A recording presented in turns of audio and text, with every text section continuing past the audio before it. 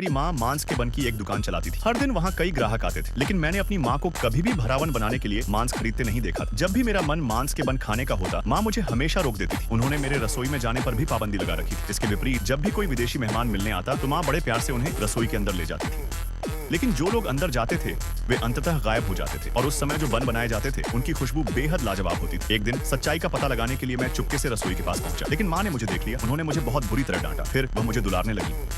उन्होंने मुझसे कहा कि मैं रसोई से दूर रहूं और बड़े होने तक बस बन खाता रहूं। मैं आज्ञाकारी बनकर वहां से चला गया, लेकिन मुझे नहीं पता था कि माँ के हाथ पहले से ही टमाटर के रस से सने हुए थे। 10 साल बाद का रहस्य पलक झपकते ही 10 साल बीत गए। उन बन का रहस्य हमेशा मेरे दिल में छिपा रहा। आज के दिन मैंने हिम्मत जुटाई और एक राहगीर से अपनी ही दुकान का एक बन खरीदा। जैसे ही मैं उसे खाने वाला था, माँ ने मुझे रोक दिया।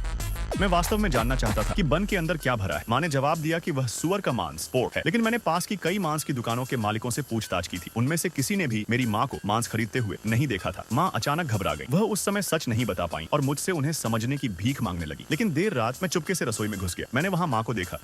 उनके हाथ में टमाटर के रस से सना एक खिलौना चाकू था। मैं बुरी तरह डर गया। माँ ने मुझे दिलासा दिया और वापस जाकर सोने को कहा। मैं जाने ही वाला था कि तभी मेरे पास रखा एक टोकरा गिर गया। मुझे शक हुआ कि रसोई में कोई और भी है, लेकिन माँ ने झूठ बोला कि वह एक चूहा था। उन्होंने मुझसे वादा भी किया कि वह इस बारे में किसी को नहीं बताएंगे।